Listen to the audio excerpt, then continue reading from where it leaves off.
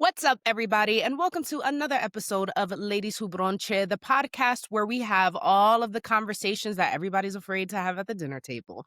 But at the brunch table, anything goes. I'm your host, Julissa Contreras. As you all know, I am a graduate of the Fame School, and I was in the drama department. But with the drama department in the basement, as they placed us, were the tech majors. And I remember I used to be like, they're like a mystery. It always felt like they were running behind the scenes and behind curtains. And I'm like, who are the genius people making all of this life happen on this stage? And one of the people who was behind the scenes was really a powerhouse. It felt like she was running the show. She had all those people on lock, but was such an incredible leader. And to see where she is at now, to see the ways that she has reconnected with her roots and pivoted from this beautiful artistic form into something that to me feels revolutionary and so important. All the flowers to you. So, Janett, tell us, who the fuck are you? Oh my God. Hi. Hello, everyone. I'm Janet. Janett Liriano. Who am I?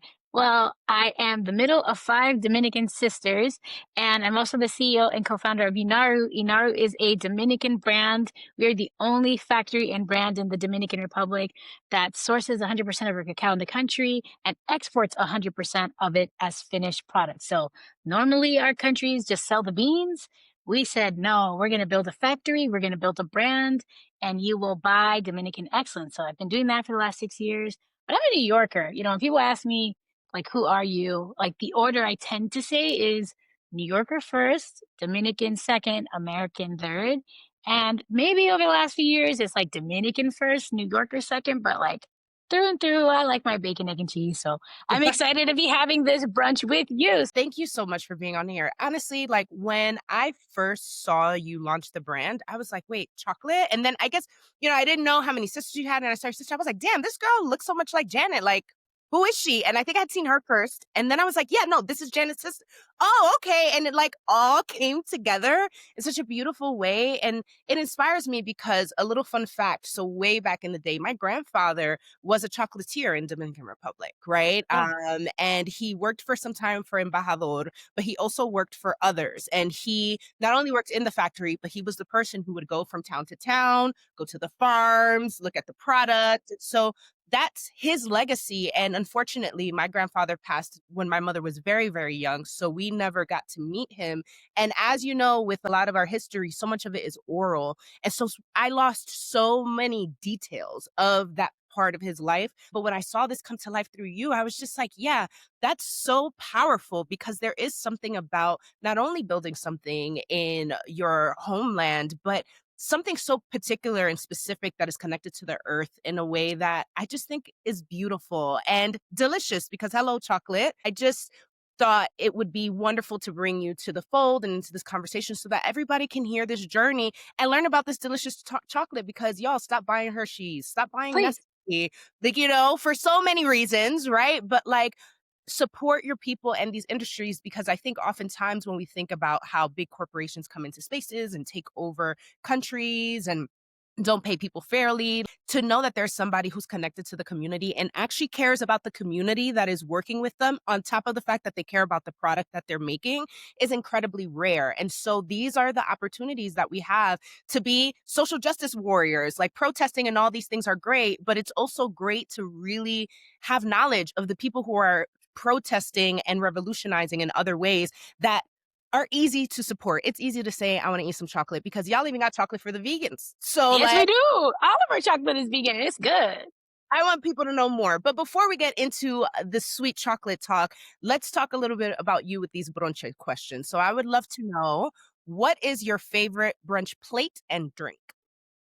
Oh my God, this is a tough one. Okay, in the Dominican Republic, it's mango, or I feel like they're gonna take my cedula, and I'm not a Dominican. So I assume people know, but in case you don't, it's like puree of plantains with like onions and cheese and salami.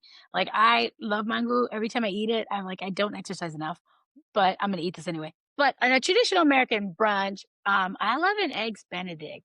I'm a Benny girl with literally anything, hash browns, and then my favorite brunch drink, like limonada with lima, not lemon, like the green limeade. And if it's gonna be an alcoholic drink, I don't know if you can go wrong with a frosé. I've gotten into all kinds of trouble on frozen rosé, so I don't drink it anymore.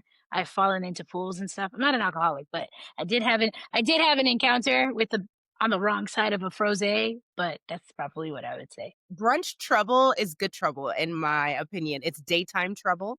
It's you can get up early the next day and tend to your life trouble. So kudos. I hit that pool pretty hard though, slip. So be Yeah, careful with the frosé. But yeah, frosé, eggs benny, or mango if I'm in the DR.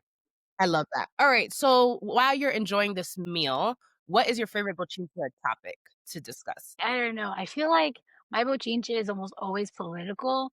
I'm always like, look at this nonsense. Like, oftentimes it is the caucasity, but if it's not that, there's this girl I follow, Benny. She's Congolese on Instagram, and she has like the channel or like series called "Where Are the Men?"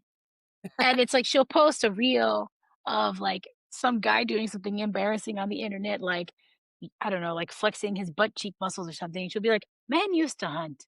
Men used to go to war." And that topic is always fun for me. I'm like, "Hey, ladies, how have your encounters been?" Brunch is one of those times where men loving people can get together and really hear and exchange stories so that we don't feel so alone because Mhm. I don't think we want to hate men. I just think that sometimes things get They complicated. We have to speak the truth. We just have to speak But to our they be outside. They're doing all kinds of stuff. So it's like so actually to that point, it's like maybe it's like the distinction. I think brunch is a perfect diagnostic tool yes. between boys, guys, and men. So, like, I Mm. often tell people there's 3 classes of I mean, it's similar with women or similar with any type of person, but, like, there's a boy, which would be somebody who's extremely emotionally immature and doesn't have their finances or their character in order. A guy is someone who has finances and maybe their independence in order, but the emotional maturity of a teenager. And then a man or an adult person, a man or a woman, has their emotional stuff together, their spiritual stuff together, and their financial house in order. And I think most people are dealing with guys or in worst case scenarios, boys, and they're calling them men. So the question is, where are the men? It's like they didn't finish doing the evolution, or where are the women? Like that's the question, right? So brunch is a good diagnostic tool to know who you're talking to.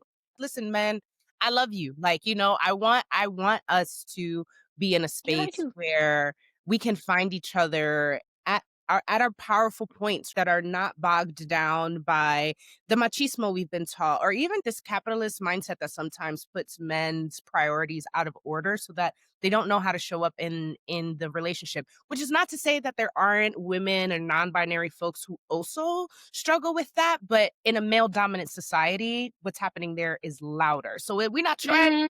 to, it's just all the intersections land where the conversation is loudest in your corner. So it's all love though. It's all love. All right. So what was it like going out to eat when you were growing up?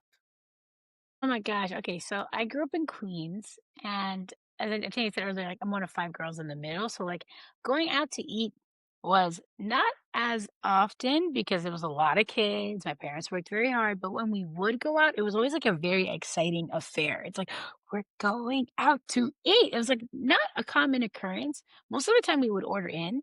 But we would go to this one Spanish restaurant, a Dominican restaurant called Montagnier, which is in Jamaica. It's on Jamaica Avenue, and these people had the best freaking rotisserie chicken. But we would go there, and I remember I would feel like because we grew up in this like very, my mom worked really hard so that we could live in a very good neighborhood to be zoned to a good school because you know how it is here, it's all zoning.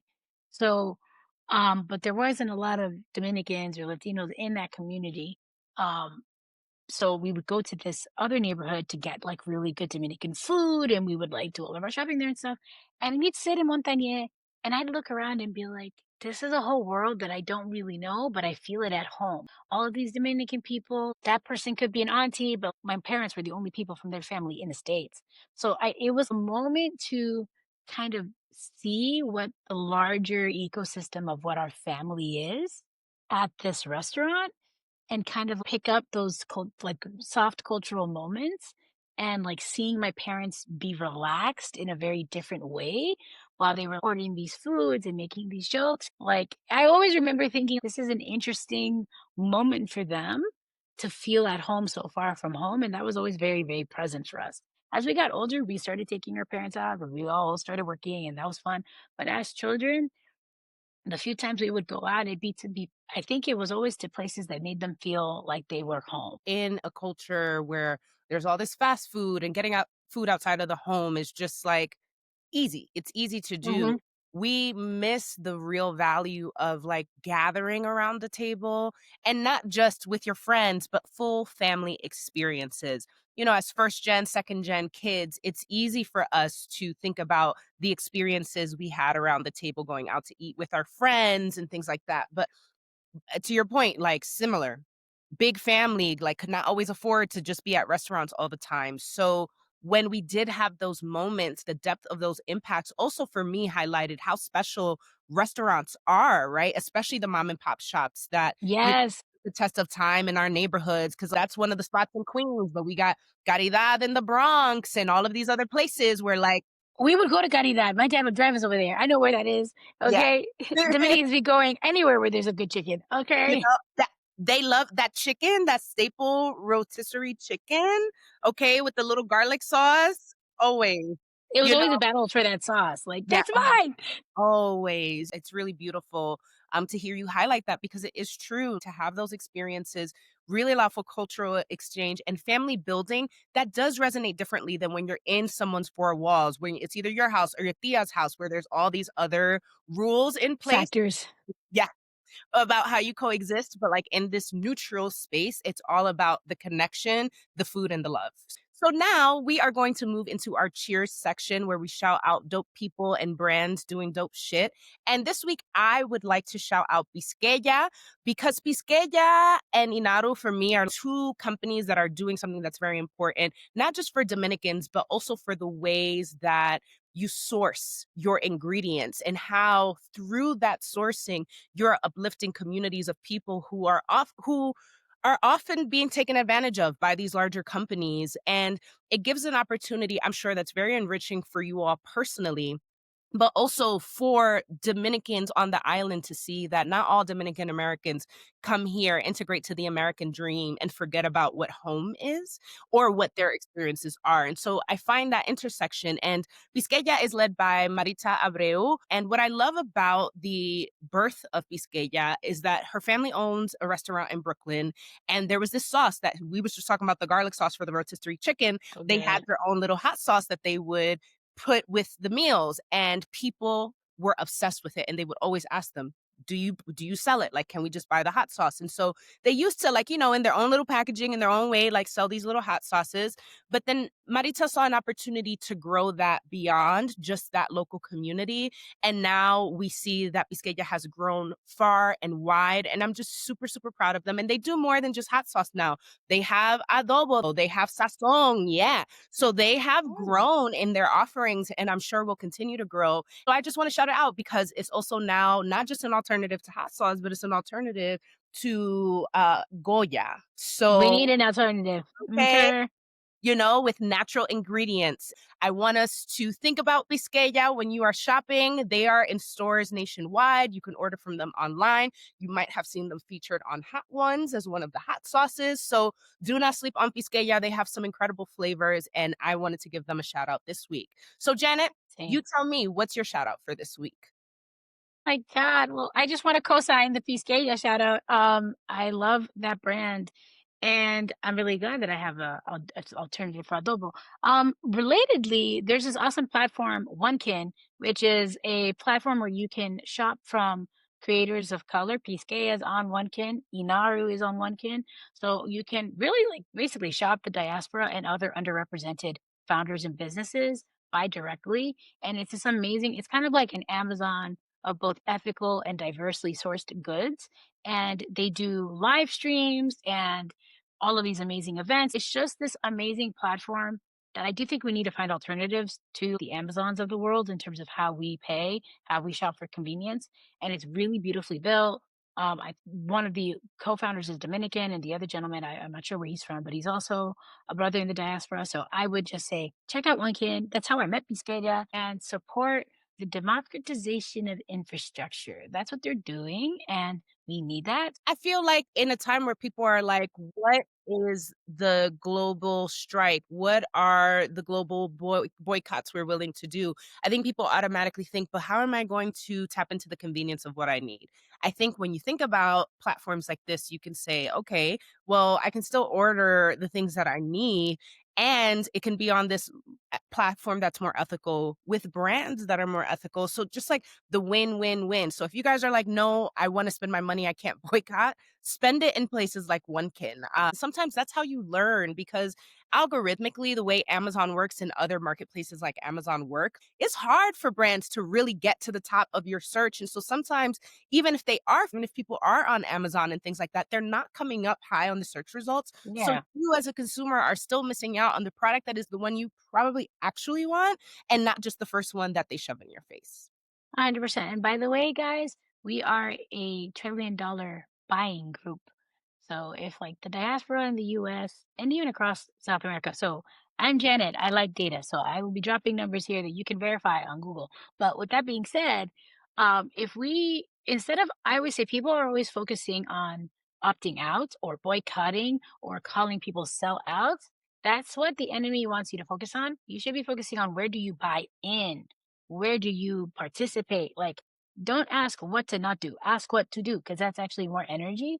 And the to your point about like OneKin and Amazon and all these other things, if we just chose to spend our money in each other, it wouldn't matter what anybody else is doing because we are a self-sustaining nation. Like in terms of the dollars that they circulate within our own community, if we support our own businesses, if we seed invest in each other, if we crowdfund for each other, we actually don't need to participate in like the regular financial system because our system is what's actually powering the modern financial system. So buy from people you want to succeed. Okay. Take the extra step because there actually is someone who's built the thing you're looking for. It does exist. They just are waiting for you. So support them. Support Piscaya. Support One Kid. Support Ladies Who Brunch. That's Yeah, my thank you. that's my sales pitch for the day. I love that. Thank you so much. And I think that that point is very well taken. Ask not what you should stop doing, ask what you can start doing because it Right. is much easier to say I'm going to open myself up to a new habit than to say I'm going to completely stop something that is part of my day to day and the way that I function. So if you Hmm. must stop, if you must shop, shop in the right places. Shop in Absolutely. more places, and now it's fun. People want to be told yes. People don't want to be told no. I think a lot of the reason our movements are not effective is because they feel punitive, and it's already like we're suffering enough. So it's like now I can't get my prime. No, it's like now I get to buy healthier, tastier, better. Like we need to tell ourselves yes more often. So say yes to each other. Say yes to Piscaya.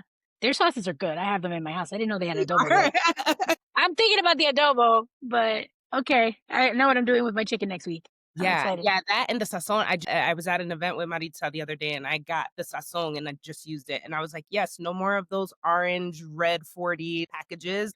It was delicious. Hormone disruptors. Yeah, like, you can taste the freshness, you can taste the point of what sazon was or what adobo Was was for our people at the roots before Goya or anyone was here to pack it with all these chemicals, and so, I think, again, going back to this connection and going to your roots through people who are doing the hard work, because let me tell you, it wouldn't be me who was about to dedicate my life to figure out how to create these adobos, not because it's not important, but because it's not my ministry, and so, in some ways, we have to support each other because people who dedicate their time and intention around these things are taking it on almost as a ministry. And so how do you uplift the power of what that is and what that leaves for generations that come after us? Speaking about roots and legacy, we're going to move into our Tuta Loca es section where we call out motherfuckers who are doing the most. I have made videos talking about this that don't often get much love. I talk about this sometimes in spaces where people are like, well, I don't know. It feels like you're just trying to cop out and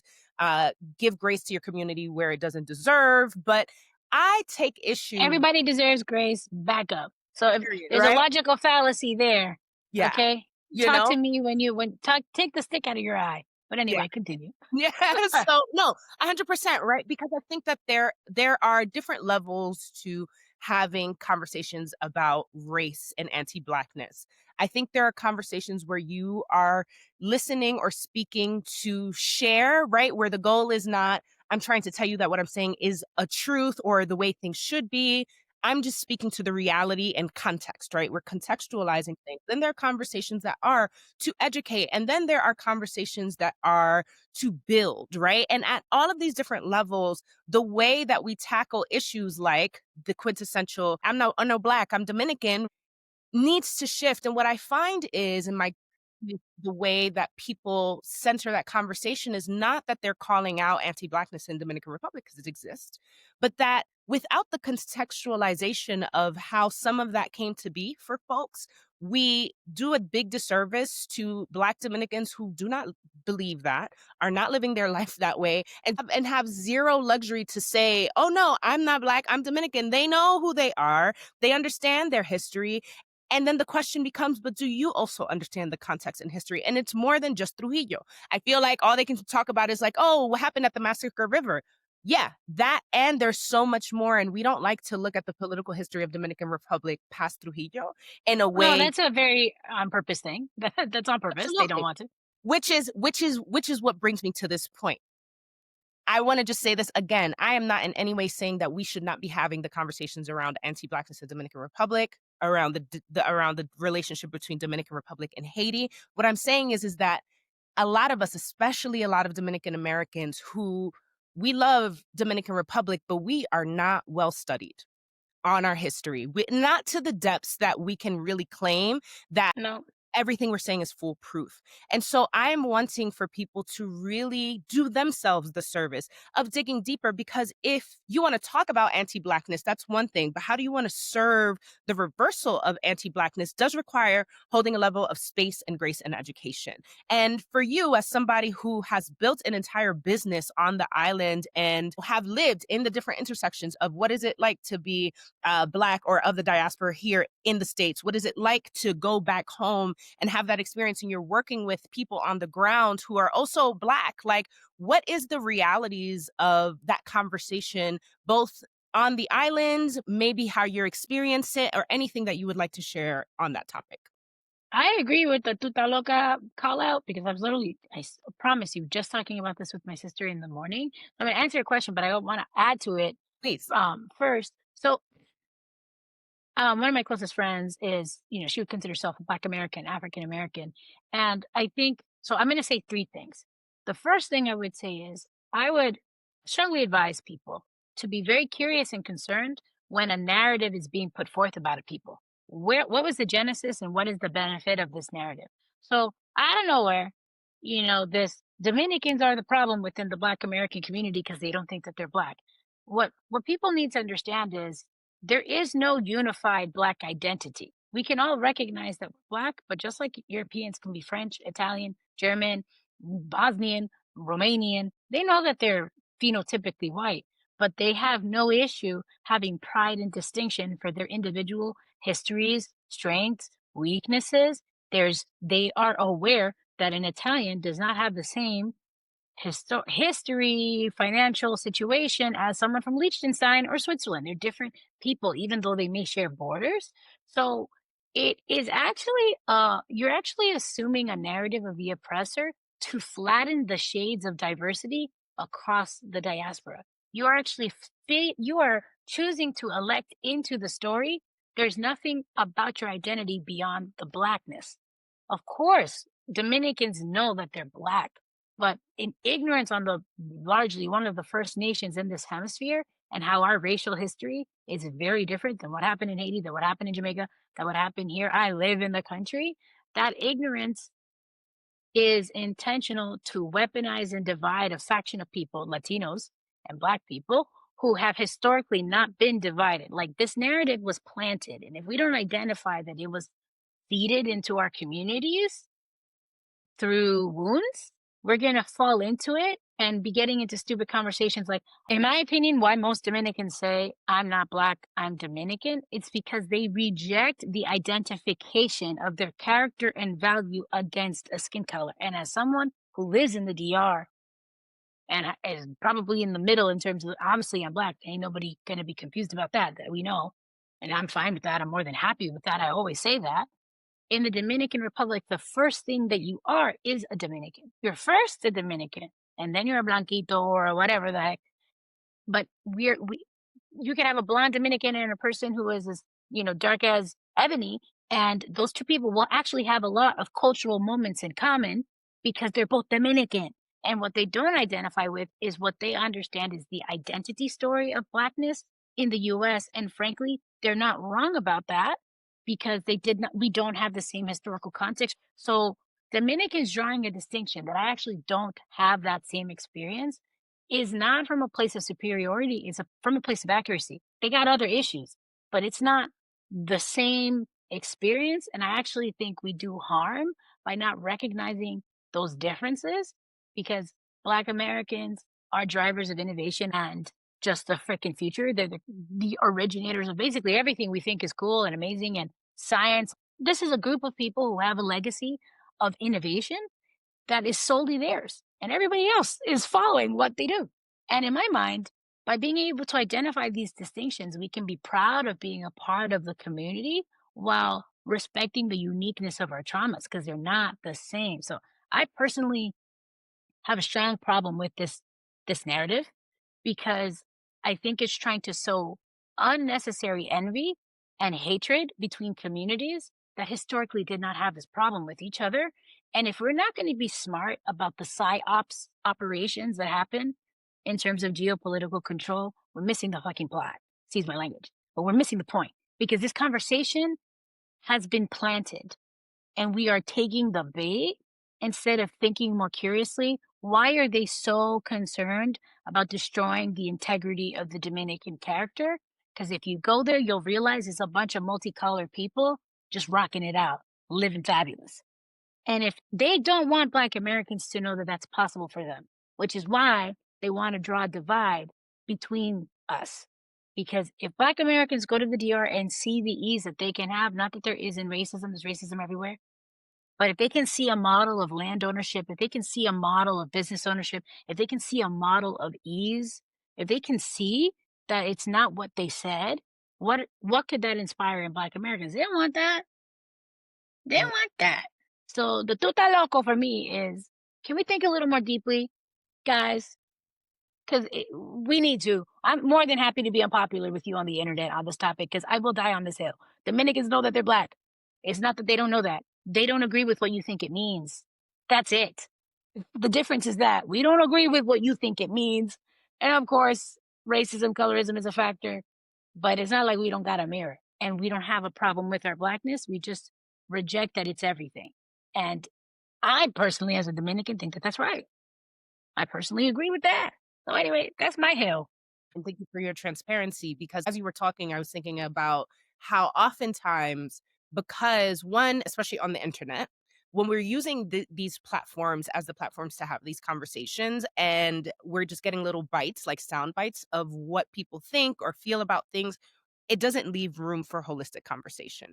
In No. absence of holistic conversation, we miss the opportunity to understand what is the anti-blackness conversation at particular intersections, because depending on the intersection you're talking about, to your point, like racism does exist on the island like it exists everywhere else in the world. And so if we're saying we want to speak about it specifically around, let's say, how darker skinned Dominicans live in a particular fear or are harassed by the police there in a particular way because they get confused for Haitian. This is something I know from my cousins who are, and I have been more than once, almost every time I'm with this motherfucker in the car in DR and we're going somewhere outside of the bounds of La Capital, like we get stopped and he gets interrogated to get to see if we're Haitian or if we're whatever. Fine. So like that's an intersection of a conversation. To say that that intersection automatically means that if my cousin, for example, were to say, oh, I'm Dominican, not Black, right, that he is now suddenly anti-Black. Because if we're talking about the intersection, what you learn is, oh, there's this survivalist mentality that comes about. And that is where the desire to distinct comes from, not from him looking at himself and thinking that he has blonde hair, blue eyes, and white skin. Yeah. So like there is a nuance. It's survival in a sense. Right, right, which, and for some people, they might not be like, but still, fuck that, like, fuck the power and still whatever. Sure, like, that is a truth, but to demonize a people or to be like, oh, well, those Dominicans, they don't know they're Black, and to make that the complete narrative around all of the people on the island is problematic because then my question becomes, if we want to work together as a diaspora, what does it look like to honor the work that it takes for, let's say, a Black Dominican who may have some sort of level of self-hate that's rooted in all these other things that were placed upon them, which number one is where grace comes in, beauty standards, just the way society integrates them. People are trying to make it the same way Black capitalists in America feel like, all right, well, I'm going to engage in Black capitalism in a way, and that can be very harmful for people in a way that has nothing to do with melanin, but is very harmful to people. But we're not policing their choice to integrate into a system that is still harming people. And so sometimes when we're having these other conversations, again, it's not to say you say, oh, it's right, so I'm gonna give you a pass. It's to say, oh, well, I understand the complexities here. And then how do we meet each other as a diaspora in those complexities? Where I understand for Black Americans, and this is a different intersection of a different conversation, is for Dominican Americans, right? First generation, second generation, and onward, there is this feeling of why don't Dominican Americans take the time or prioritize understanding Black American history, since a lot of Black American movements have paved the way for a lot of the ways in which they have also been able to thrive in this country, because police look at us, systems look at us. They're not always saying, this is a Dominican versus an African American versus a Jamaican. And so we do get, to your point, flattened in a particular way. So I can understand the pain and the hurt, and in some cases, the disrespect that is received by the Black American community by the ways that people move very flippantly and audaciously around the narrative of Blackness without any context, without really any understanding of history. That is another intersection. But us as Black Dominican Americans living in America have a different exposure and relationship to that narrative than if we go back to my cousin on the island who don't live in America, never lived in America, has maybe stepped in America once. Like to yell at both of us with the same narrative when really everybody has different levels of responsibility and experiences around what it means to claim Blackness or respect a Black American history. On the island, they don't know really what that Black American history has done to benefit them, if at all, because they're not from here. And so when we're talking about Blackness and adapting that conversation in that way, it's hard to do. Like, and to your point, Yeah. sometimes they're like, no, I'm not Black, because when you're saying Black, I feel like you're asking me to say I'm African American, and I'm not African American. And why should they agree if that's not true? So Yeah. also to your point, like I actually think this is a very important conversation from multiple levels because societies have to they don't have to anything, but I would recommend that people take a more holistic view of how we look at conversations between groups of people. So for me, my experience has often been that what we're seeing between the Black American community and maybe Afro Latino communities, but specifically Dominicans, have been the hot topic for I don't know how freaking long. And again, my point on that is please stop coming to Punta Cana then if we're then just going to slander us having all your fun on all your all inclusive resorts and feeling safe and feeling wonderful and all these other things, and then shit talking us on whatever real because it's the fashionable thing to do. Here's the thing, we have to acknowledge that there's been a disordered attachment style across the diaspora. Like it's a disordered attachment style that we have to each other. It's like I want to be connected to you, but no, I don't. And you're the bad guy, blah, blah, blah, blah. And that makes sense because all of our people have been traumatized in different ways, and every diaspora individual has a different reaction, a different maladaptive reaction to how to exist in a traumatic society because that's just the truth. Now, in the Dominican Republic, like what I want to invite for people to think about, there's four trauma responses, and I talk about this all the time. There's freeze, there's flight, there's fight, and there's fawn. Fawning, just like, oh, love you, staying alive, the Stockholm effect, and all of that. I think that what we're finding is people's projection of two trauma responses at war. In Mm. the Black American movement, the trauma response is to fight because it was necessary for survival. Flight, aka immigration, was never an option and is a very resisted one. Whereas diaspora people from the Caribbean, flight is always an option. I can always just leave and go somewhere else. Fun is always an option because they have different people use different tools for survival. So what I think you're seeing is rage that the fawn strategy of quote unquote, maybe in their mind, appeasing the oppressor, integrating with the oppressor, speaking the language of the oppressor, their different survival strategies, and Dominicans in their context, well, mine led to better results. And not only did mine lead to better results, this is the perspective that might be there. Also, the genesis of how the intermixing in the DR came to be is fundamentally different than what happened with the slave trade in the United States. They sent a bunch of Spaniards that had to live there. They had no other choice. They had to build a society. They had to build schools. They were the merchant class that was forced to be there, forced to integrate. Black people in the Dominican Republic had land rights much sooner than others. Yes, Haiti came and liberated us from Spain, but even that story is not told in its full complexity. And these are completely different cultures, completely different languages, completely different faiths, completely different economic outlooks. These things have an impact on identity, and it's absolutely insane to to ask a person to drop all of that context. And by the way, there's privileges that come with that context. And it would be dishonest of me to act like I don't come with those privileges of being an immigrant. There actually is a privilege in that, in speaking another language and having a Spanish last name. It's a disadvantage in some contexts, but in many other contexts, it's an advantage because I have more connectivity to other immigrants. So there's actually more community available to me than was allowed to be made available to the African American community, which is not fair. Like the brutality that African Americans had to survive is objectively harder, more evil than I think what most of the diaspora experienced, which is also why the output from African Americans is the most impressive thing to me in the world. Like the creativity, the science, just the inventiveness, the resilience, the phoenix nature of these people, like, and how that is a model of innovation across the diaspora. To me, focus on what you have, which is so much wealth, instead of being falling into the anger and the desire to build factions amongst us because they can't have us align.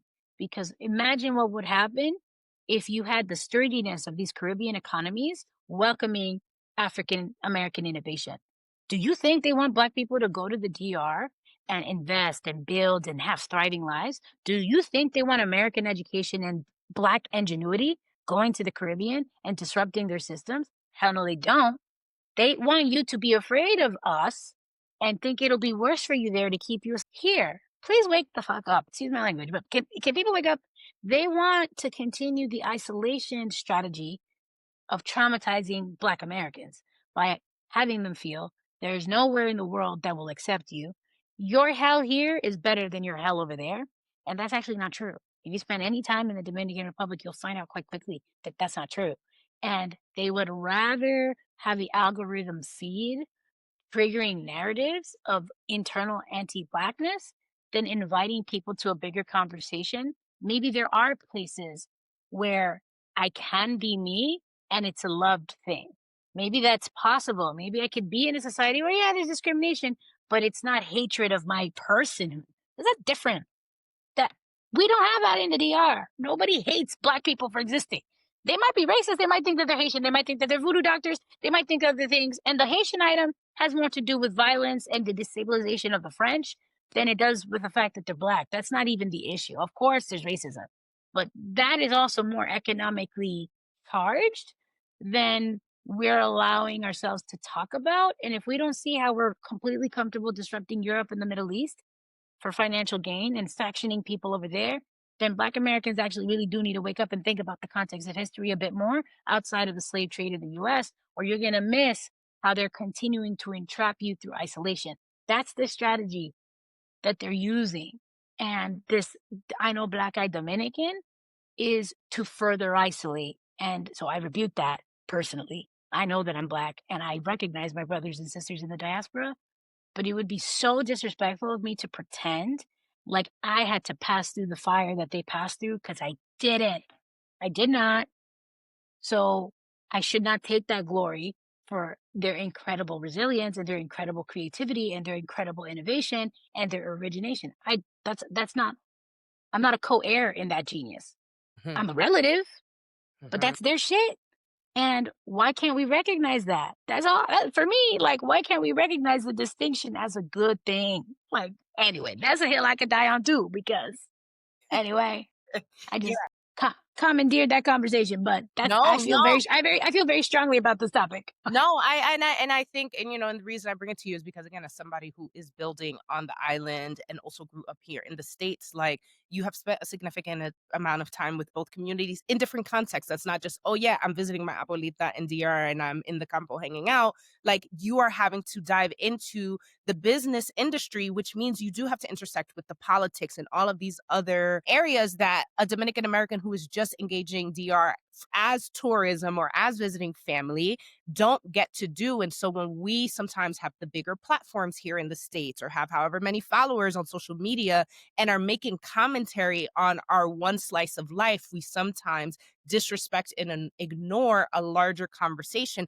I think everything you're saying about African American legacy and how we are relatives of it, but we are not the heirs of that legacy, right? As Dominican Americans, though, who are now living generationally deep in a way that, yeah, we are benefiting from Black American progress in really rich ways. What does it look like to just as a Dominican American say, I have ways to go to really understand your plight, your place in this country, the ways in which I was probably socialized to not put as much respect on what y'all have done and have attributed some of your power and glory to white people and white power here in this country and not Black power. I think we need to be able to humble ourselves to come to the table and have that conversation and not just say, oh, but I grew up in the hood with you. Oh, but I could say nigga too. And like, No, you can. so badly. Sometimes Dominican Americans want so badly to hold on to a piece of the American pie through the Black American pie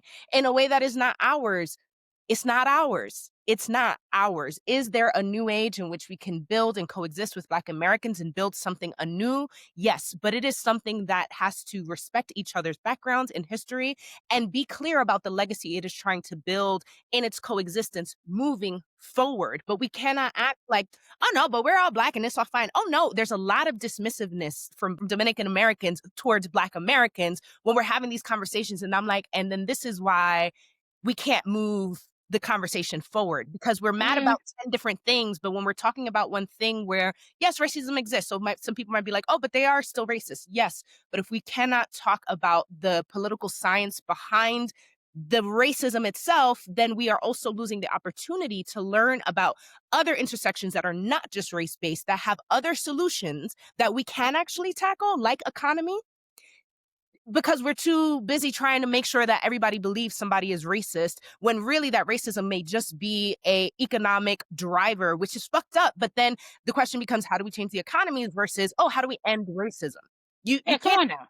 end racism, but you can restructure systems and understand that through the histories of our people. And like you said before and said so beautifully, we all come to this fabric of the diaspora with our own peace, our own pride, our own backgrounds. Even as Caribbean people, what Jamaica has gone through is different than what DR has gone through, is different than fucking St. Kitts, St. Lucia. We have so many differences. And so the question becomes, how do we want to grow together if we can even get to a place where as a diaspora, we can agree that we are an economy in our own, and it can be a diverse economy. Just Hmm. Just us. We need to know where we begin and where we end. yes, Boundaries is not a barrier, right? I just think this is such an important conversation because, and I just like to kind of bring an example more related to my business. I was born and raised in the States. I'm a New York Dominican, but I was born and raised in the States. And even like, I felt like I was a third culture kid no matter what, because Dominican New Yorkers, I was an outsider to them too, because I lived in a very well-to-do, primarily Jewish neighborhood in Queens. I grew up in Kew Gardens, not because we had a bunch of money, but because my mom stuffed us into the tiniest apartment she could afford so we could be zoned to a good school. So while I had a Dominican upbringing, my immediate context was not very Dominican. So I grew up in this weird, I know I'm Dominican, I hear of this place, but I'm not really around other Latinos that are like me. And I'm growing up kind of outside of the context of the projections of what does it mean to be an immigrant, right? I had a very different exposure from a very young age that allowed me to really understand that a lot of the limitations of what we think is real about what our racial experience is highly context based because I didn't grow up with some of the same limitations in terms of what was possible for me simply because my educational environment didn't set those boundaries for the children in that school. Of course, there was like some nonsense, but like, people were talking about college in elementary school. People were talking about this kind of job, that kind of job. I made friends that had very different backgrounds. Like the possibility for me, the horizon was bigger just because of one specific choice. And that doesn't make me any less Dominican, but it does draw a distinction between maybe someone who grew up in the Bronx, who grew up where they could afford to live, who didn't understand the way that the system games things and the zoning and all of this other stuff. My experience contrasted to even this Dominican in New York is different, right? And there's pros and cons to that. So when I came back to the DR to start Inaru, with my sister, having never lived there, we didn't even go to the DR as kids. Like I went to the Dominican Republic as an adult. My mom wasn't in, the circumstance or the situation to be buying 5 tickets for her 5 kids every summer. So we didn't have that cultural exposure to the Dominican Republic until we were adults. This is post college. All I have is the stories of my parents of what they remember about a country 30 years ago. So we moved there at the peak of the pandemic, yo. I'm meeting a bunch of relatives I didn't even know existed. And I'm trying to like do a thing in an industry that is as old as time in the country. Who the hell are you? Is the first question that everybody in the DR is gonna ask. Whose kid are you? What do you mean you want to do cocoa? Are you a gringa? Like you look Dominican, you don't sound Dominican. But it wasn't mean spirited. It was just like people were trying to figure out, what is your identity? Do you think you're Dominican or do you think you're American? And they were going to be open to my answer. They were going to be open to treating me the way I saw myself. I was very clear. I'm Dominican, but I grew up in the States and I'm here because I want to do something good for the country. But I have a lot to learn, but I do know a lot in terms of business in an American context. And I want to use what I've learned to benefit the people here because I want to create an environment where someone like my mom doesn't have to leave her country because there's industry there. And everybody was able to get on board with that immediately. I didn't have to jump through the Dominican hoops. It was like, wow, that's brave. Good luck is ghetto over here sometimes, but let me see if I can help you. It was just like, okay, that's pretty idealistic. Let me see if I can help you out. Like, okay, welcome, cousin. I mean, truly, the experience that I had building this company, it's not to say that there wasn't shady stuff that happened. That comes later. But the amount of positive momentum from people who look like everything, blonde people, the Minister of Trade, the Free Trade Zone, lawyers that did pro bono work while we were starting, who look like everybody because they understood that I identified as a Dominican. I was coming back to a place that I knew I belonged to, but didn't know. So they were very happy to show me what I didn't know. And I think if you fall into the American narrative or into the diaspora narrative, that these people are racist and this is what they think. Yes, they have filters and prejudices that allow them to thrive in their society because it was useful. But it's not from a place of hate. And that is a very important nuance. Yeah. We Yeah. just need to think a little more critically as a people.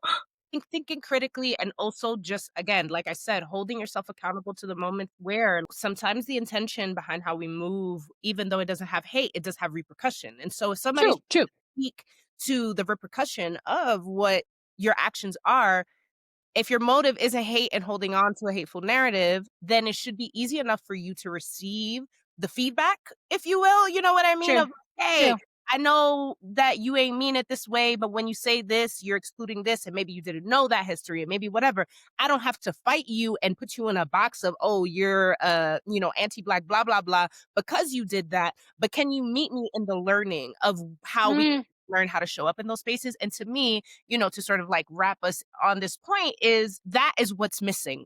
Not everybody knows the full history. There is tons and tons of oral history that has been lost in all areas of the diaspora on any land. And there are people who have their lived experience where even if, their lived experience doesn't mirror the whole truth, we have to understand what systems have made it so that this is the reality in which this Black person in the diaspora has had to experience themselves and their siblings across the diaspora. What is the machine behind that? Because most often it is not just personal prejudice. It is survival. It is miseducation. It's a lot of other things that, again, we can do something about that. We can't change everyone's mind, but we can do something about the factories that output all of this behavior. And if we are wanting to unify in something, let's just unify in the basic respect of hearing each other out and understanding how we may or may not consciously or unconsciously be causing harm to each other. Mm-hmm. Because it happens both ways, because we're, and we could go on and then talk about, there's Dominican Americans who are like, yeah, I came here early, or like I was born here, but I have my parents' accent and I was bullied because it was very clear that even though I look Black, I was an immigrant kid. And there are people who hold those feelings, and like those feelings are valid and we can Yeah. that. But that then still doesn't negate whatever's happening from the Dominican side on the. So this is what I'm saying. It's almost like a ping pong back and forth, but we either decide that we're going to play that game of back and forth for learning and understanding and progress forward, or we do it just to keep a good soundbite and keep this toxic narrative alive, and then start applying that to people who aren't even at the fucking ping pong table with us. They're on a whole different type of time. 100%. So actually, something that you said there, and recognizing that to wrap and transition elsewhere. I think the big issue with a lot of these complicated conversations is that people forget two things: there's perspective and there's awareness. Depending on the problem that you're trying to solve, you have to look at it from a different perspective. So the first thing is making visible, creating awareness on the impact without assuming that the thing or the person that is hurting you is aware. They don't assume that they are aware of your perspective, because 99% of the time they're not. They're just operating from their perspective, and it doesn't include yours because they can't see through your freaking eyeballs. So I think a lot of the times we run into these highly charged emotional conversations because people don't want to admit that your perspective is not universal and you cannot possibly understand what that other person's eyeballs are seeing. But the place to begin is to ask and then allow yourself to imagine that perspective. So then you can adjust your behavior. Then humans can understand, how do I accommodate your existence? Not because I'm tolerating you, but because I understand this missing perspective, even though I will never live it. But I can now understand the impact of my perspective on your life and adjust. We want to be effective as a community of diaspora. We have to understand this. We have to understand that we actually have to humble ourselves and ask, show me things from your eyes, and I'm going to take what you see. But that doesn't mean that what you see is true for me. That doesn't cancel that is the impact. But we have to be willing to admit that the truth might not be one-sided. And if we are uncomfortable with that because it triggers our trauma, we're never going to get anywhere. I think that in that willingness to learn and hold accountability against how you're showing up when it does cause harm is also, on the other side of that, you may be causing no harm, but what does it look like to be open to healing your triggers? Not because that means that suddenly now you have to accept anybody who is harmful and blah, blah. It's actually just about saying, I don't Healing. carry the anger and the charged energy at all times. I can exist with some level of peace and self-love. I don't think Dominicans need to feel like, oh man, I hate myself and the existence and everything that is Dominican because we don't think we're Black. Because to take on that narrative is, again, to ignore the fact that, one, that's not holistically true, and many Dominicans know know they're Black. It's like, also, I feel like you coming for us, you can't say that to the person you're actually mad at. Please bring that energy to the where you're shucking and jiving, okay? Because Right. you're bringing a lot of heat over here. Please take that to your workplace, where Right. they're actually paying you less on the dollar. Yeah. Yeah. Let us focus on these things at all of their levels, because again, once we go around and around and around and point all our fingers with each other, we still come back to colonization. We still come back to harmful capitalism. We still come back to other things that doesn't, quote unquote, see color, as they say, because what they see is power and opportunity, and they will take advantage regardless. You know what I mean? Regardless of their own people, of people who don't look like them. And yes, racism is real and it is fucked up, and we have to reckon with that. But we cannot center a whole people and their identity and their contributions to the world on one sentence. I know Black, I'm Dominican. We are so much more than that, and it'll serve us to step into the power of what that means and find intersections for us to grow together. Amen. So Completely right. with that, with that, I do want to move into our plate of the day because I want to learn more. I was like, we went in on this, but you know what? I think it's important. I think it was important for us to really go deep into that conversation. And I'm sure that there will be people who listen who are like, oh, but we're missing this context and that context. We're not considering this. And I want to say wholeheartedly, probably and 100%, it is hard to tackle this in one small amount of time. So engage the conversation, comment, like bring in the perspectives that me or Janet missed. Let's have this conversation. But we're going to move into our plate of the day because talking about the American dream and how a lot of people come to the States and romanticize America to be the space where they can thrive does come from a lot of ways in which America has gone into these countries, including Dominican Republic, and have helped the destruction of local economy and have put the political system in a place where the fact that you can say we're the only factory or we're the only this, when once upon a time that wasn't true. We lost so much along the way. And when we think about Dominican Americans and Dominican excellence, a lot of people do think about what is excellence if I make it in America and if I do everything in America. But what does it look like to go back home and to choose to take the longer and harder route? And I say that just as, Dominican time is real different than American time. Ooh, The tell speed me of about it. things, the way people move, they move at the speed of their nervous system and not always at the speed of an economy. And yes, sometimes people are like, oh, but if it was an American white person, they would move a certain way. That might be true too. But I encourage us to really take the slow ride and understand the systems in our country and how we can still build. It might be a slower road. It might look a lot different. It might not be the instant fast food that American capitalism and entrepreneurship sells you, because it's what they sell you, because we know that here building our businesses, especially Black, brown, Latino, whatever, we don't get as many chances to fail as white Nope.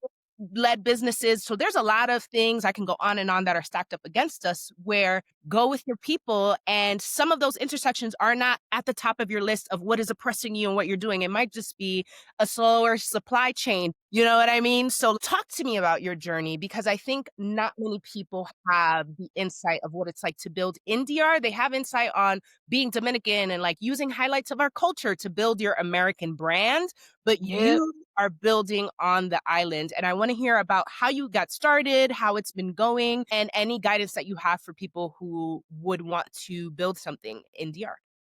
Definitely. So like as I said, like definitely grew up as a New Yorker. My parents, come from agricultural communities. My dad had this cocoa farm that we had been hearing about since we were kids. This amazing magical farm. And really, this was like a pandemic pivot, to be very honest with you. We had always said that eventually we would do something in the DR, help him out with his farm. My parents always had all these amazing entrepreneurial ideas of what could be done on the island, because I do think something that is like across the diaspora is that we're an entrepreneurial people. We always have an idea. There's always a business that could be built. And, during the pandemic, I was working at a biopharma. My sister at the time was working in a VC, and I was not happy with my life, right? Like I was not enjoying my job. It was not fulfilling. I was getting paid very well, grateful to have a good job during the pandemic, but like I was not having a good time doing my work. And my former boss knows that. So if he hears this, what's up? But it is what it is. And, but started the businesses, my dad called me because his mother passed. My grandmother passed away. He was super upset. So I flew down at the end of February to go see him. And then my two younger sisters also came. We were with him, went to the funeral, met all of these people that I didn't know we were related to because we had never really spent a lot of time in the DR, and spent a lot of time on his farm while we were down there, like just going and eating the avocados and listening to stories from childhood, like just being in the country because the pandemic was obviously a stressful time, and seeing what was going on in cocoa. And my younger sister Erica at the time was like, Jenna, I really feel like we could do something with the cacao. Like I feel like we're helping him get certified organic, but like we could probably do a business. Like my dad was like, yeah, if we combine cacao and coffee, and we could, you guys are smart, you guys, all of you could figure it out. And always like, yeah, let's do something. And while we were there. Oh, and then the airport shut down in the DR. So we were only supposed to be there for 2 weeks, but then Yeah. we got locked in the country. So that was the best blessing actually, because I was like, what? I was supposed to go back to New York, but apparently not. So we were just like trapped in the DR, but the worst places to be stuck during the panorama. And I start saying, okay, Dad, I need data. I want to go talk to the other farmer cooperatives.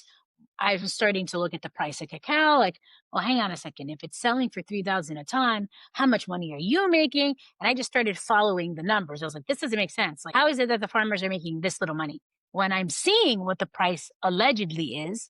How come they're not getting it? Who's getting the money? The money somewhere. Someone's paying it. So we ended up, because we got stuck in the country, doing this very deep, analyst level study of the cocoa supply chain in the DR by following all of the intermediaries around and asking a bunch of questions like, who are you giving the cocoa to? Where are you getting the money? Where are they getting the money? Who's actually the buyer? And sticking together that there's 7 people in between the farmer and the exporter. And then the question for me was, why? There was this narrative that all of these intermediaries are just thieves and are just screwing over the farmer. I'm like, that can't be right. So ask the intermediary, well, where are you getting your cash? And, why are you taking this percentage? And the intermediary revealed, well, we don't get paid to do this. They just front us the money to buy the cocoa, but they don't pay us. And I have to pay for gas and I have children and I'm taking on a bunch of risk moving all of this cocoa. I don't get paid. I'm like, wait a minute. You don't get paid for logistics. You don't get paid to collect the cacao. And I was like, okay, maybe it's just in this community. No, the entire cocoa industry, basically all around the world, is still reliant on unpaid labor to aggregate all of the cacao, to ferment all of it, to dry it. And all of these people who work at the cooperatives, who do this work on behalf of the farmer, of course they are going to take a percentage of the money that they're being lent. They're being lent money to do free labor to buy a product. That's how food is sourced today. And for me, it was mind-boggling. I was like, this can't be real. People are talking about fair trade. People are talking about this. I'm actually seeing how these mechanisms play out at an international scale. I'm like, this is crazy. So you're telling me that the only legitimate transaction is between a broker or a trader and a formal exporter, and then that's it. Everything else is just kind of on favors and borrowed cash. I'm like, oh, this is insane. So then I ended up doing a very close study on the French wine industry. I'm like, well, hang on a second.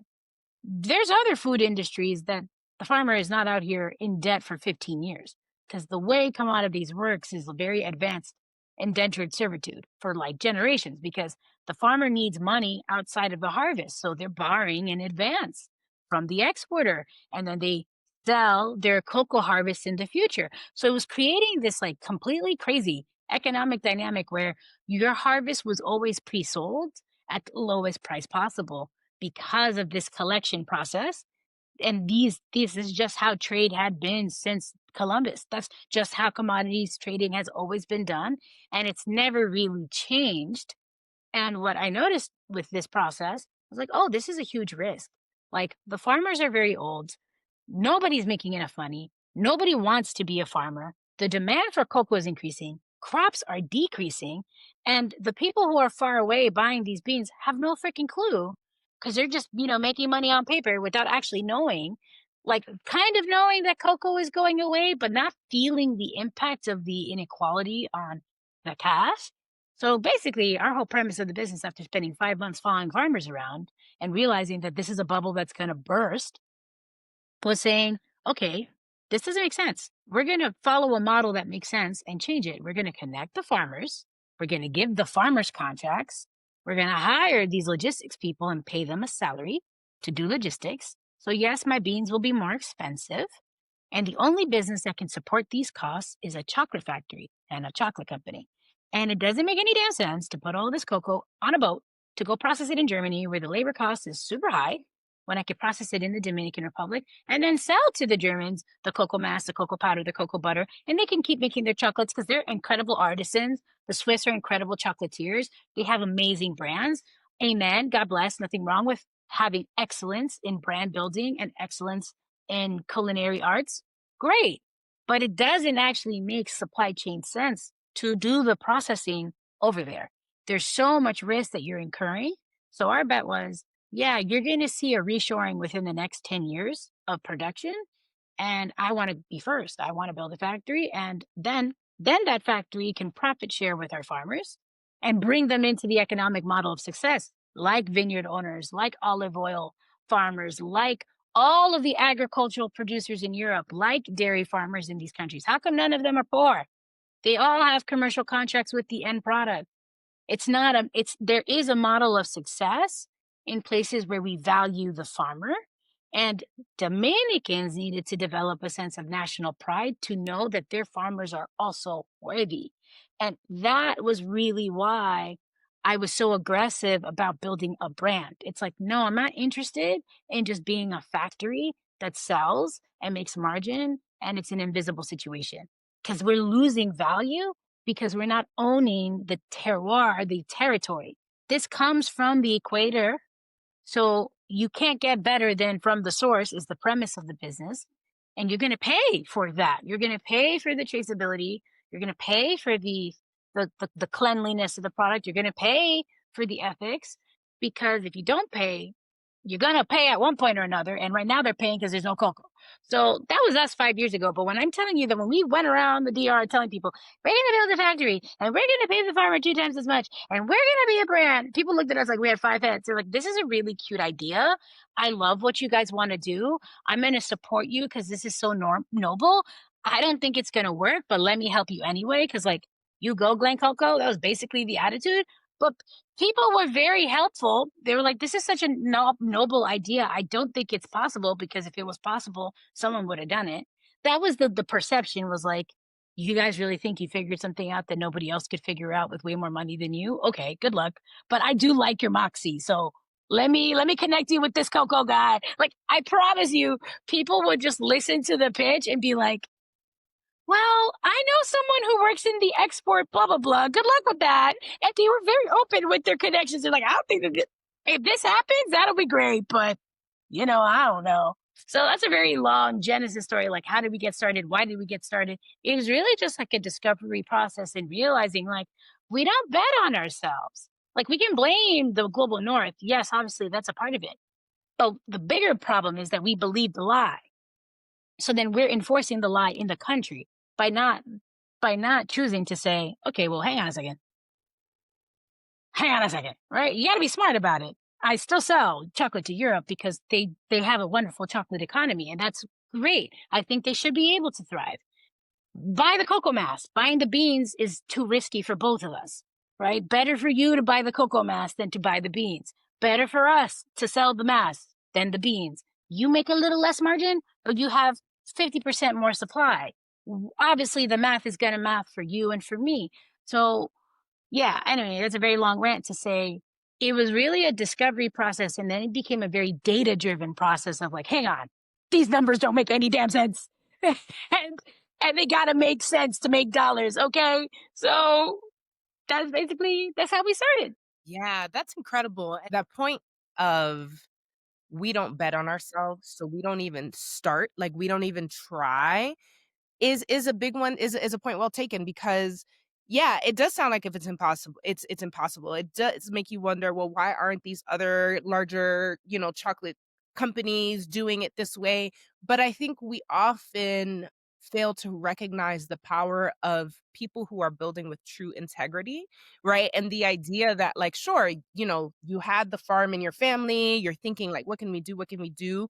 But it sounds like part of what ignited the system that you built around this idea was an injustice that you saw. It's an injustice that these people were not getting paid and that is a norm.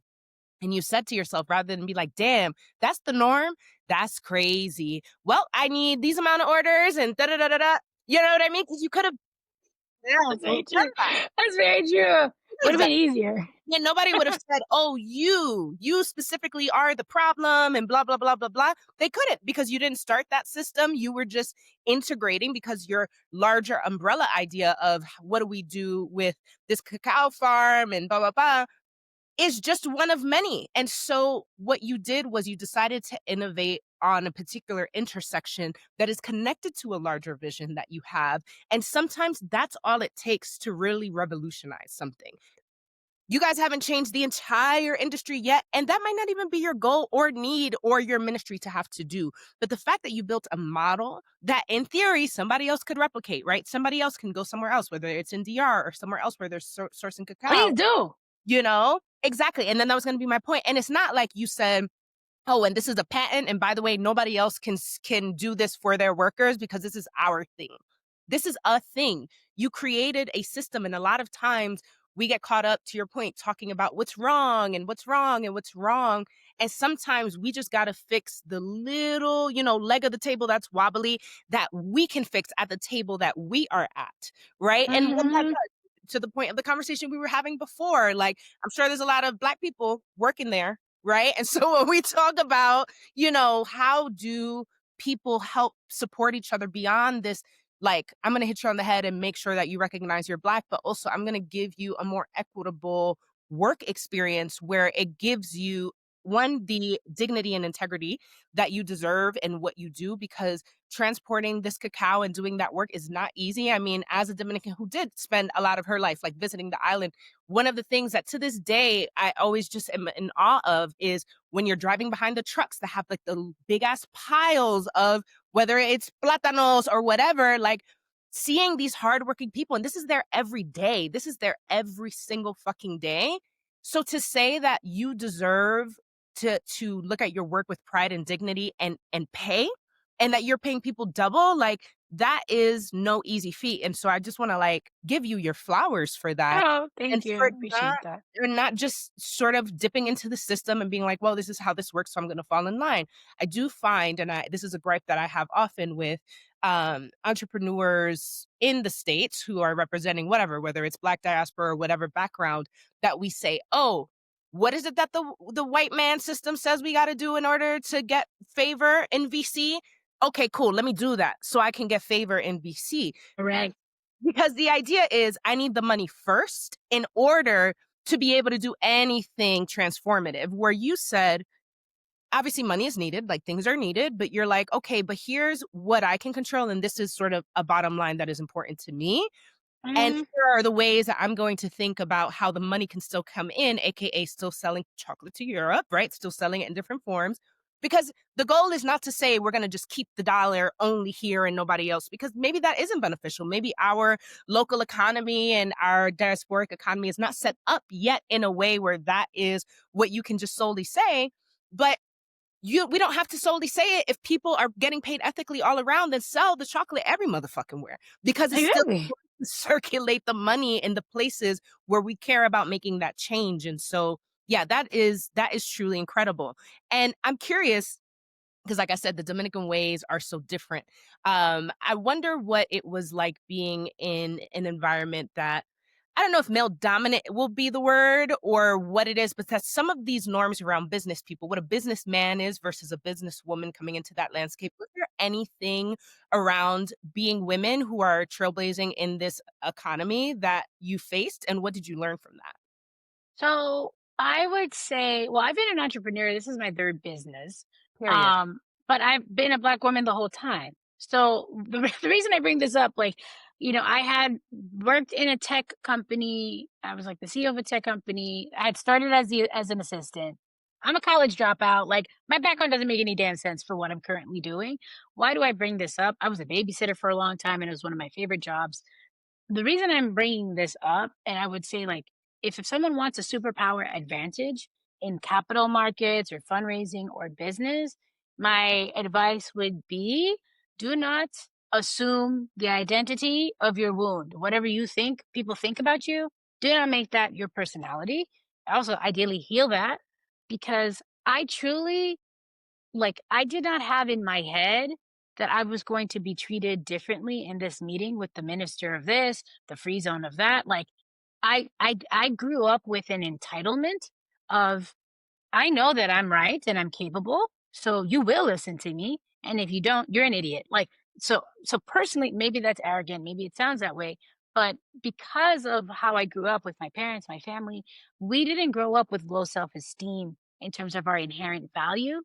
Our parents raised us very clearly as you are worthy even if people can't see. That's them being blind and dumb. You will find an environment that will know what they're looking at.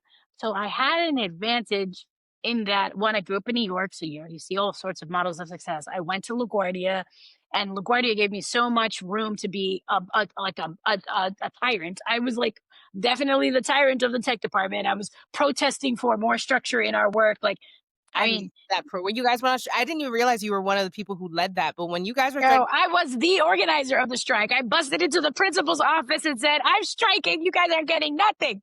let me Okay. tell you, there were drama majors that, just as a quick sidebar, were like, oh, in our shows, and we're so invested. And I was like, I kind of fuck with this. Yeah, because if they're not getting fairly treated, then fuck these shows. It's just a grade. I mean, it was a performance, but at the end of the day, I'm like, this is just a grade for us. It's not our job. So, like, if they need to go on strike, let them go on strike. So I didn't know that. Kudos to you. I was out here. I was like, this is child labor. We will not be disrespected. And it Yes. was child labor, and we were being disrespected. And it was actually the disrespect that was the bigger problem. So I was like, you will understand the people that support you, or you ain't getting your show. So actually, the reason I bring this up, what was it like building in the Dominican Republic? Of course, I was able to lean on my parents from a certain extent in terms of cultural context and learning a bit, but the country had changed drastically since they came to the States before I was born. So I honestly like asked some of the folks that I knew in the States, like actually one of our lawyers in the US connected us to a law firm that was very trustworthy in the DR. We were able to rely on them for the things that we didn't know. And I just would like very confidently and boldly just feel like, hey, I would love to have a meeting with you. My sister and I are working on this business, would love your advice, would share with people what we were building. And I didn't walk in feeling like I couldn't talk to anyone. Like I just felt like either you're going to be supportive or you're not. And the faster I get to that answer, the better for me, because then it'll get me closer to who is or who isn't. So I don't really care if I'm rejected by anybody because it's faster for me to find who's going to accept. And I don't need to convince you. Either you get it or you don't, and it's binary. And if you don't get it, then I don't need to waste any time here. I need to go find who is going to get it. The more time I try to convince you that I'm worthy is actually degrading my value. So if there's something that someone could take away, is do not try to negotiate your worth. You have already lost. The second you start doing that, you lost the conversation because it's not a negotiation. The price is the price, the value is the value. Either you get it or you don't. Not everybody can afford a Maserati. That doesn't mean it's not worth $300,000. You can buy a Toyota, and that is also a good car. I'm not going to argue with you, and there's pros and cons to both as to what you value, but don't compromise on your worth at any point, even if it takes longer to find the right buyer, even if it takes longer to find the right partner, because when they do come, the alignment is what's going to create speed in your business. So we spent a lot of the first year really presenting ourselves to a lot of people. Some people were rude and disrespectful, but I have so few memories of that because the second I caught that, I was like, I'm not going to waste time educating an idiot. Let me go find somebody who gets what I'm talking about. And what we mostly found was a lot of enthusiasm and respect and admiration of like leaving the comforts of the US and that we were so pro DR. People really admired the fact that we would leave where they were dreaming to go. And I was saying things like the DR is much richer than the US. There's no school shootings here. We have food everywhere. You have fresh water. We have everything. We have infrastructure. Like this, you have land that you own. Like this country is amazing. So I spent a lot of my time speaking power into the country in terms of how my American context viewed their riches. And it made people feel valued. Like, wow, you think I'm the shit? Well, then, okay, let me see how I can help you. Like, so I didn't actually have some horrible time navigating. The only thing was like Dominicans really do be taking their days off. I'll never forget like the month of January, basically nobody works. So I was sending emails to people and they're like, hi, it's Three Kings Day. And just so you know, since you're American, we don't fuck with none of this. Like it's the holidays. I'll talk to you when I'm back. And I'm not going to be back for at least a week. I was like, oh, damn. So I had to do some cultural adjusting, but it wasn't really anything that serious. Like actually the worst sabotage, manipulation, damage that we experienced in this process was always from Western individuals. It was always American investors or Western counterparties. It was actually not the racism or the sexism primarily in the US. Of course, there's some petty sabotage here and there, but nothing really, just people trying to defend their business interests through their own small mindedness. Nothing so grave. Like the worst challenges for us as a business were never internal. Like it was not that they were never internal. It was not national. It was certainly international that created more of an issue for us. So, Mhm. yeah, that was my experience. Yeah, yeah, I think that that's important to highlight, that Western culture is what comes in with this, it's not human-centered. Like, I even think the correction of, like, "We on vacation, girl. Sorry. Like, we're not on your time." You know what I mean? It's not a disrespect to the business or what you're trying to do. It's just like "Oh, we have lives outside of this, and so do you. Enjoy the time off." You know what I mean? Like, teaching us also this, what I like to call the Caribbean time, like moving at a slower pace, but it's not a unproductive pace. It is just one that does prioritize certain things that in American culture we have not been able to do because everything is go, go, go. Please, the holiday season, that's one of the busiest seasons. That's when people need to be hustling, 10 times harder to get this campaign out and do this thing and this and that. And over there is kind of like, the season has arrived. They start to wind. Yes, the season starts in September. It's Yeah, literally, crazy. I was just in DR in October, and, October 1st, walk into my aunt's house, and the Christmas tree was up. The Christmas decorations were up, and she was like, "Yeah, because we're gonna enjoy all this effort I'm putting into these decorations, I'm gonna enjoy them all the way through January." And, Mhm. and it kind of brought joy to my heart, and I was like, "Yeah, this is the kind of, like, power we get to have in our own personal joy and preservation when we allow ourselves to move at the speed of our nervous system and not the speed of outputs and outcomes." Capitalism. Yeah, and also the other thing too, you bring up a very good point, and like that humbling that I got from our legal team, I was like, wow, you're right. Dominicans on Friday are going to their campo. They're out of town on the weekends. Like they leave their computer at work. Like boundaries abound. I mean, there's foolishness as well, but the right to rest has not been stolen from the DR. Dominicans know that they have a right to rest. They know that they have a right to their weekend. They know they know certain things because we don't have the same extractive culture, particularly around Black people in the DR. Like everybody knows that don't interrupt me at lunch, right? Like I'm gonna eat my food without you up my case, and it's actually far more civilized in that sense. And what I learned in the process of building this business is like the barbaric level of productivity that has vestiges of slave culture that is the American capitalist system, right? Like, of course, it creates a lot of output, but it is very normal to work yourself to death in the US. That Yes. is not a thing in the DR. And it's the largest economy in the Caribbean and Central America. And it's not because people don't work. It can't be that. It can't be that. We can't have 80 free trade zones and be the largest exporter of medical devices because no one works. People work. They just know when to stop, and they're comfortable with things taking the time that it takes, and that actually does have to do with people are more connected to the land, so they know that things take time to grow. There isn't this disconnect from where things come from or how long it takes to make a thing.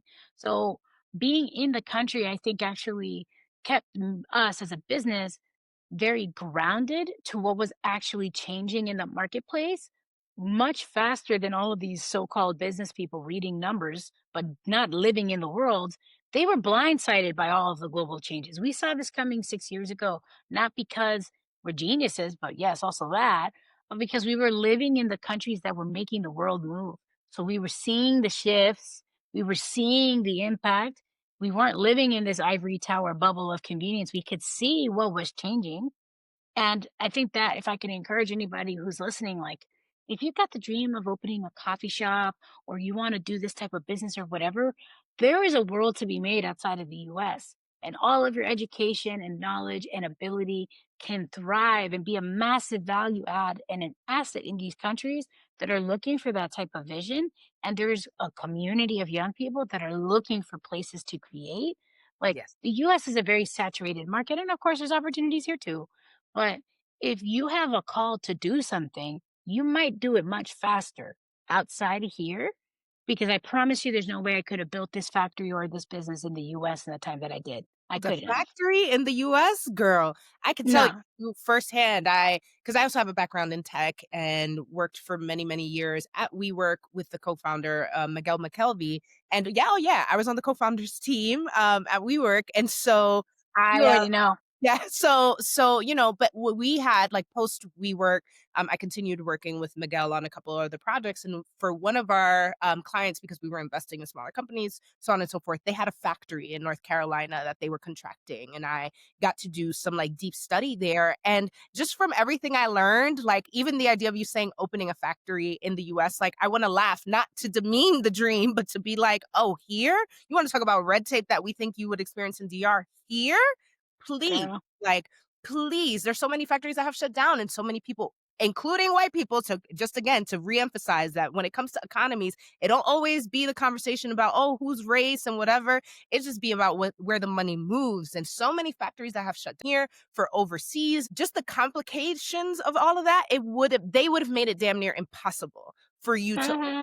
here. And so you're absolutely right. There are moments where we do need to take our dreams overseas. And some people might say, oh, well, that's American privilege to be able to say that you could even do that. Yes. And if, as you have so beautifully modeled for us, if you come with integrity and an intention and understanding how your privilege can actually uplift other people to say, I am privileged enough to pay my people 2 times as much. That's part of it. So it's my privilege. And now it is becoming their privilege as somebody who is working with me. If you're like, oh, yeah, but if I'm coming to a new country and how can I be the face of a company? Find a partner, a business partner. There are plenty of people who probably share your vision and probably have more connections on that soil who can work with you. And then together you can build something. So this resistance to innovation tied to nationalism and thinking about it as a framework to not emphasize colonialism or capitalism, like you have to bring the integrity, you have to model the practice. But if you're being called to do it on a different soil, go do it, but make sure that you are bringing that innovation and excitement through and not just settling for however other industries and other more colonizing forces are doing that kind of work on that foreign soil. 100%, because those industries will 100% pay you to do the dirty work. Like, because one of the things that I will say, like, I'm making it sound like it was a cakewalk. Every day of my life building this business, I look in the mirror and I ask myself, what the hell am I doing? Because it's not easy. It's very stressful. It's very fulfilling work, but it's extremely difficult. While there's a lot of support and alignment and people who want to see us succeed, there's a lot of people who simply cannot accommodate the reality of this business as something that can succeed and not be a threat to them. That does exist. Like, changing things is not you have to have the strength for the size of your dream, is what I would say. Like, we can say we want to change the world and make a more equitable way of doing business. There are plenty of people right now making money off of inequality. So when you say you want to do something more equitable, that means you need to be prepared to defend it. That is, you have to ensure that if you want to endeavor to do something, you understand the sacrifices that are going to be required to do it, right? So for us, rolling up in the DR, wanting to do something good in Cacao, I knew what the situation was. I introduced myself to all of the big players, and I gave all of our competitors in the country our business plan. Hi, here's what I want to do over the next decade in this country. I'd love to partner with you with my no money. I'm telling these giants, hi, I would love to partner with you because this is how I think the supply chain should work. And they're like, hi, you're crazy, but you're really cute. And if we can help you in the future and you have money to buy beans, sure, we'll sell you beans. And I'll tell you, Julissa, they do sell me product nowadays. They Period. do. Period. But I invited them to the vision. I was honest the whole way through. I kept everybody up to date with what we were building. And frankly, we're not competing at a scale that's a risk to them. And if anything, we help them sell through their products. I always had a mentality around collaboration wherever possible. Some people will refuse to collaborate with you because of pride, and that's fine. But over time, having a collaborative business approach will make you a more formidable competitor because you have a lot of friends. So I've always taken the friend versus foe approach in business because look, if that means I make a little less money and you make some money, but it's still within the ethics, amen. The thing I'm not going to compromise on is paying the people what they got to get paid, the cleanliness, the health of her product. And I'll tell you, I had many people approach us super excited about the business because what they understood was I'm going to get the cost discount of processing in the DR, but I'm not going to change the mechanism. Like, I'm going to get the cost discount and I'm also going to still keep paying these people less. So I'm just going to make even more than the more that I'm making. That a lot of people wanted Inaru to be the brand to keep the prices down and saw us as a remote controller for controlling the prices. That for many people, this is the perfect monopoly model. But I was very aggressive about, no, I will not be that lever, right? That's not the lever I will be. So if that means you're going to not give me money, then I guess I'm going to just struggle bust it out for the next 3 years. But I'm not going to compromise on you wanting to use me to entrap my people in a different way because you're going to give me some extra gold. Plenty of people in the country do that, and they get to sleep with themselves at night. I get to sleep with me, and I'm comfortable with my choices, even if it's made my life a lot more difficult to grow as rapidly as some of these companies that are giving $200 million out the gate.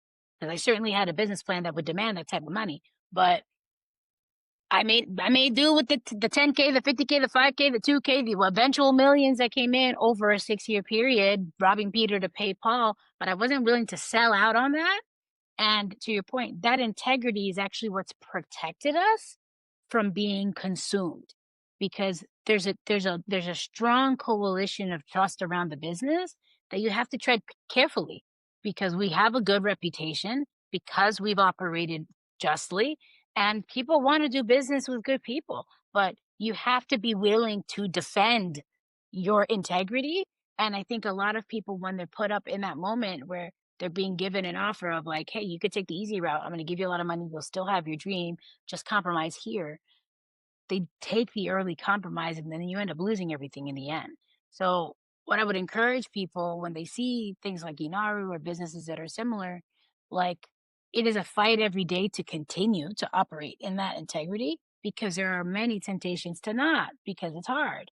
But my purpose with the business is to prove it can be done, because if you have just one example, that will set off a lot of others, where someone else will look at Inara and say, maybe I could do a banana chip company, or maybe I could make my own coffee brand, or maybe I could go to Jamaica, or maybe I could, like, if Inaru could succeed in being a proof point for maybe I could, then I have done my job.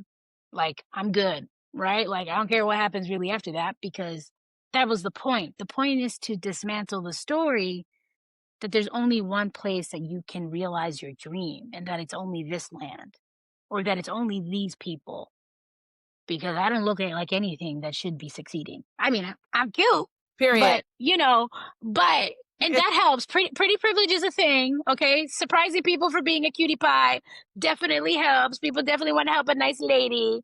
You gotta use your privileges. I don't got a lot as a double, triple minority, but I'm gonna be cute at these meetings, okay? And I'm gonna bring you chocolate.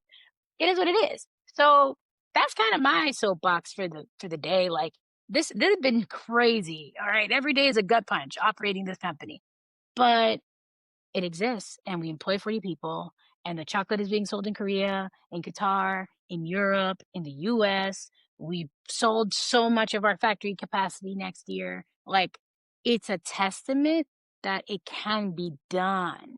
And that's the story that when you invited me onto this, I was so excited to be able to share. Like, we've gotten this far, and it's been a very long and hard journey to get here. And there's just so much that I could talk about in terms of that process. But what I want to encourage people is, your little idea in your head is not a little idea. It is very possible, but you have to be very committed.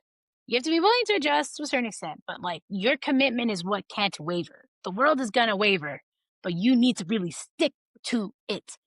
Yes. And eventually it will come to pass. Like, Yes. who knows what the timing is, but eventually it'll come to pass. That I know. So I speak that over all of you guys.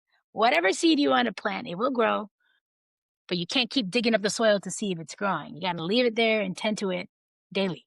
Yes. And it will bear fruit one day. So, Ugh, amen. This has been such a rich conversation. I'm just so grateful that the proof is in the pudding. You know what I mean? You have really dedicated, you and your sister. I know this is a team effort, like, you all have done such incredible modeling in this company. And again, I'm not surprised, because even from the basement days, you've been putting people in line and getting shit in order. And sometimes all it takes is allowing your dream to live beyond this American fabric in order to bring it to life. Because I bet you're not over there crying about Trump tariffs as much as everybody else is in this economy, or things like that. Just Nope. you're coming from out of DR, you're exporting out of.